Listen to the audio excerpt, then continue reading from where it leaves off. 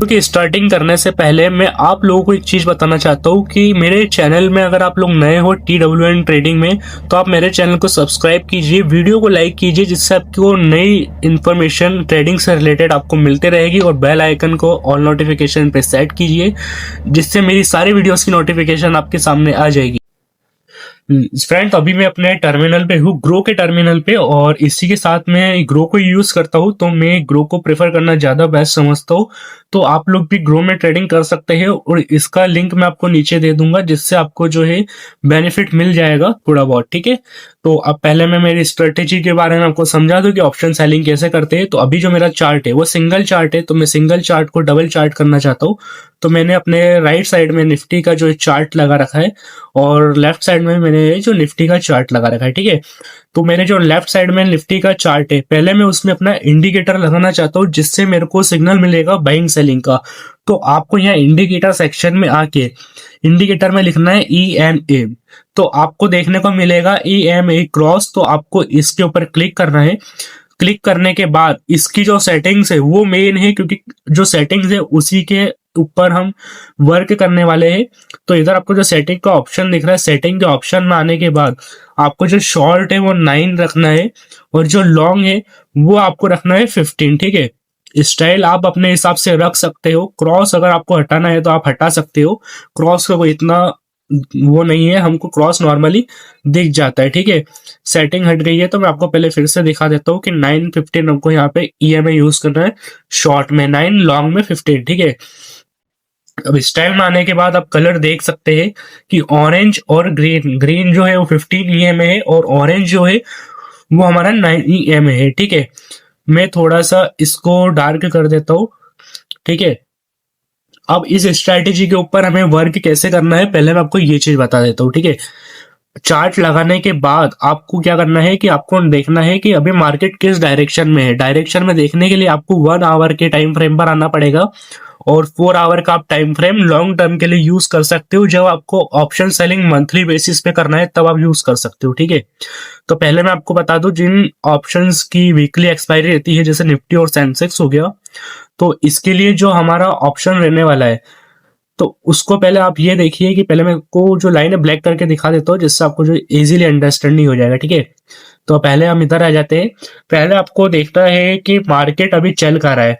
For example, अभी market यहाँ चल रहा है, ये एंड का टाइम है, और मैं आया था यहाँ मॉर्निंग में 9:15 के टाइम पे, मैं इस टाइम पे आया था। ठीक है, तो मैंने क्या चीज देखी कि 1 आवर के टाइम फ्रेम पर जो ये कैंडल्स है, 3 बड़ी कैंडल्स ने यहाँ EMA को क्रॉस करके नीचे के साइड अपना मूवमेंट दे दिया है। ठीक है, अब जो नीचे के साइड इन्हें मूवमेंट दिया है, तो ये मूवमेंट जो रहता है मूविंग एवरेज एक्सपोनेंशियल, ये आपको बताता है कि मार्केट यहाँ से डाउन साइड में आने वाला है। ठीक है, तो अब इस चीज को आपको समझना पड़ेगा कि जब मार्केट डाउन साइड में है तो आपको कॉल को सेल करना पड़ेगा। कॉल को हम तब बाय करते हैं जब मार्केट अप जाता है, और जब मार्केट डाउन जाता है तो हमको क्या करना रहता है, कॉल को सेल करना रहता है। तो इसी के साथ पहले मैं आपको दिखा दूं कि कॉल को सेल करना कौन सा वाला प्रीमियम बेटर रहेगा। पहले तो ये बता दूं कि आउट ऑफ द मनी के प्रीमियम में आपको जाना बेटर रहेगा।